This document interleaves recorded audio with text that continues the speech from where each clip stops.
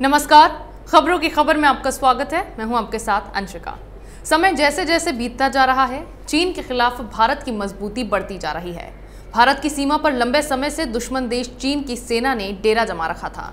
पिछले कुछ समय में जिस तरह का रुख चीन ने भारत के लिए अपनाया है, उसके बाद अब भारत और चीन के बीच के रिश्तों में पड़ी दरार खत्म होनी भी मुश्किल सी लग रही थी, क्योंकि भारत की ओर से चीन को कई बार मौके दिए गए, लेकिन शातिर चीन अपनी हरकतों से बाज नहीं आया। हमेशा ही चीन ने पीठ में छुरा घोंपने जैसा काम किया। एक तरफ तो बातचीत का ढोंग किया और दूसरी तरफ अपनी ही बात से मुकर के चालाकी से भारत पर हमला किया। और फिर इस पर खुद को राजनीति का चाणक्य समझने वाले कांग्रेस नेता राहुल गांधी लगातार केंद्र सरकार को घेरते रहे।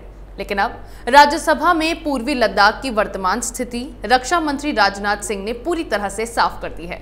और जो सवाल बार बार राहुल गांधी पूछ रहे थे कि चीन से निपटने के लिए भारत की क्या रणनीति है, उसका भी राजनाथ सिंह ने जवाब दिया है। राजनाथ ने राज्यसभा में बताया कि कई दौर की बातचीत के बाद पेंगोंग झील के पास विवाद को लेकर भारत और चीन के बीच समझौता हो गया है। दोनों देशों की सेनाओं को अब पीछे हटना होगा।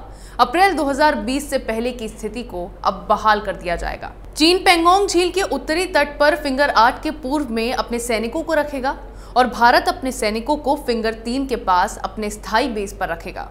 इसके अलावा यह भी बताया गया कि पेंगोंग झील क्षेत्र में पूरी तरह से चीन की ओर से सेना को हटाए जाने के 48 घंटे के अंदर वरिष्ठ कमांडरों की अगली बैठक बुलाने पर भी सहमति व्यक्त की गई है, ताकि बाकी सभी मुद्दों को हल किया जा सके।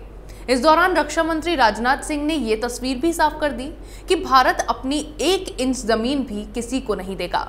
भारत की ओर से चीन को यह साफ संदेश दे दिया गया है कि वो चाहे कितनी भी चालबाजियां कर ले, लेकिन भारत पूरी तरह से तैयार और जवाब देने में पीछे नहीं रहेगा।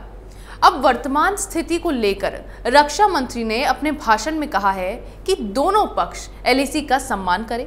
एक तरफा एलएसी में कोई बदलाव नहीं हुआ है और भारत की ओर से यह भी साफ कर दिया गया है कि क्षेत्र में शांति बनाए रखने के लिए सेनाओं को वापस लेना आवश्यक है।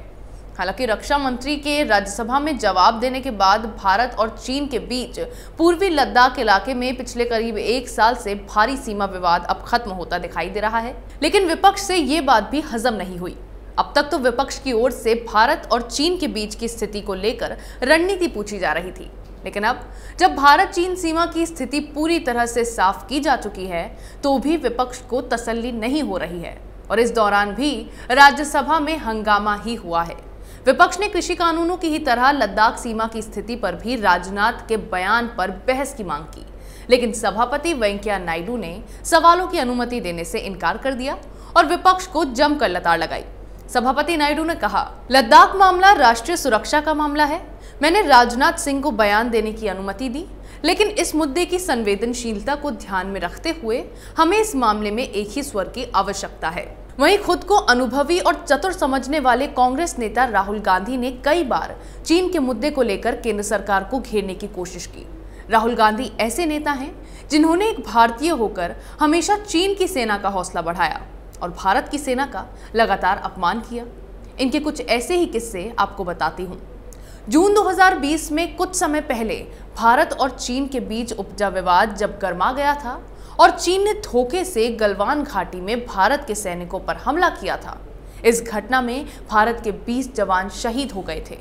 हालांकि भारतीय सेना ने डटकर चीन का सामना किया था और चीन के भी कई जवानों की इसमें मौत हो गई थी, लेकिन चीन की हमेशा से ही ऐसी रणनीति रही है कि वो दुनिया के सामने कभी खुद को कमजोर नहीं दिखाना चाहता है। तो ऐसे में उसने चुप्पी साध ली और इस घटना में उसके जवानों की मौत की बात को पूरी तरह से नकार दिया। लेकिन चीन के ही नक्शे कदम पर चलने वाले राहुल गांधी ने तब केंद्र को घेरने के लिए एक पैंतरा आजमाया और हिंसा में घायल एक जवान के पिता का पुराना वीडियो शेयर किया, जिसमें वे बोल रहे थे कि कैबिनेट मंत्री गलवान घाटी की घटना के बारे में झूठ बोल रहे हैं। लेकिन राहुल का ये ड्रामा ज्यादा समय तक नहीं टिक पाया और घाटी में घायल हुए जवान के पिता का एक और वीडियो ऐसे में सामने आया, जिसमें वे बोल रहे थे कि भारतीय सेना एक मजबूत सेना है और चीन को हरा सकती है। राहुल गांधी इसमें राजनीति ना करें, मेरे बेटे ने सेना में लड़ाई लड़ी और देश के लिए लड़ता रहेगा। ये वीडियो सामने आते ही राहुल गांधी की पोल खुल गई। फिर सिक्किम के नाकुला में 20 जनवरी को जब भारतीय सेना ने अपनी जाबाजी का एक और नमूना पेश किया, जिसके तहत वास्तविक नियंत्रण रेखा पार कर भारतीय सीमा में घुसपैठ करने की कोशिश कर रहे चीनी सैनिकों को भारतीय सेना की तरफ से रोका गया और चीन की साजिश का नाकाम कर दिया गया।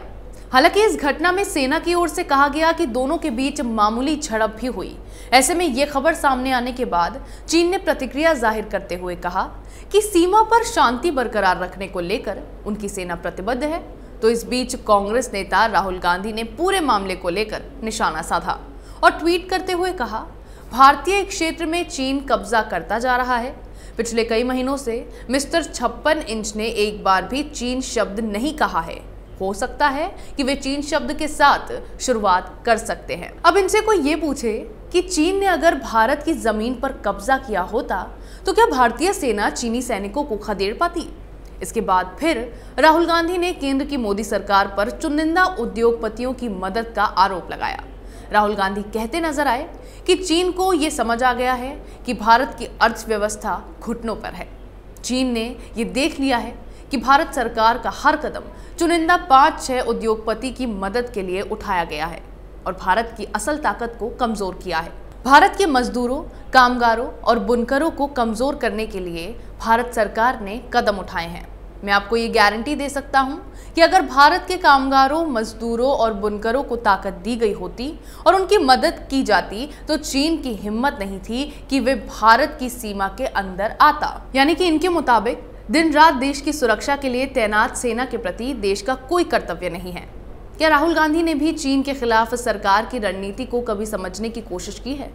इसके बाद भी जब मन नहीं भरा तो बजट पेश होने के बाद राहुल गांधी कहते नजर आए कि इस बजट में सीमा पर चीनी आक्रमण का सामना करने वाले जवानों की स्थिति में सुधार करने के लिए कुछ नहीं है।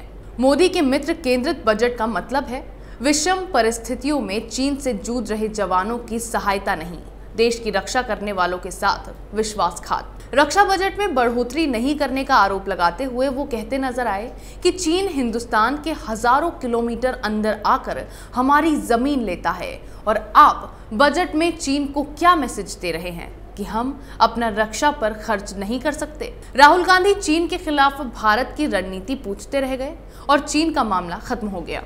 चीन LAC से अपनी सेना को हटाने के लिए तैयार हो गया है, जो कि भारत के लिए एक बड़ी जीत है।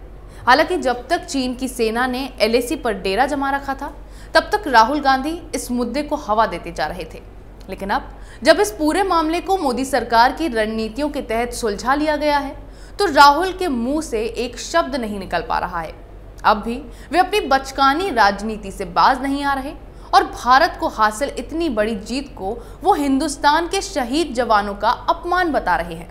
उन्हें ये समझ नहीं आ रहा कि जो चीन पूरी दुनिया में सबसे मजबूत देश बनना चाहता है वो आज भारत के सामने झुक गया है, जो दिखाता है कि भारत की रणनीतियों में क्या बदलाव आए हैं और आज भारत भी दुनिया में मजबूत देश बनकर उभर रहा है, जो हर हिंदुस्तानी के लिए गर्व की बात है। लेकिन राहुल गांधी के साथ ऐसा नहीं है, क्योंकि भारत और चीन की वास्तविक परिस्थितियों को जानने के बजाय राहुल गांधी मोदी सरकार को घेरने में लगे रहते हैं और इस सब में वे ये भूल जाते हैं कि 1962 में चीन के सामने भारत के कमजोर पड़ने के पीछे इन्हीं की पार्टी जिम्मेदार थी। भारत के कई इलाकों में चीन आज भी अपना दावा करता है। ये देन भी UPA की सरकार की ही है। राहुल गांधी ने कभी कदम आगे बढ़ाते हुए चीन के साथ निपटने की कोई रणनीति नहीं बताई, लेकिन चीन का साथ देते हुए उन्होंने केंद्र सरकार को घेरने का एक भी मौका नहीं छोड़ा। जिस तरह से चीन में उसके भोपू के तौर पर ग्लोबल टाइम्स है, वैसे ही भारत में उनकी वकालत करने के लिए राहुल गांधी।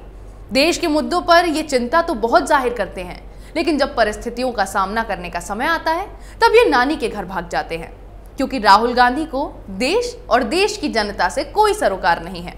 वो अगर कुछ चाहते हैं तो केवल सत्ता। आज तक वो चीन पर भारत सरकार के खिलाफ झूठ फैलाकर देश की जनता को गुमराह करते आए हैं, लेकिन हिंदुस्तान की जनता इतनी भी नासमझ नहीं कि राहुल गांधी की चिंता और मोह में अंतर ना समझ पाए। अब राज्यसभा में रक्षा मंत्री राजनाथ सिंह के भारत चीन के बीच की परिस्थितियों को पूरी तरह से साफ किए जाने के बाद राहुल गांधी और पूरी कांग्रेस पार्टी की पोल खुल गई है और उनके झूठ से भी पर्दाफाश हो गया है। अगर आपको ये वीडियो पसंद आया हो तो इसे लाइक करें, शेयर करें, कमेंट करें, साथ ही हमारे चैनल को सब्सक्राइब करें।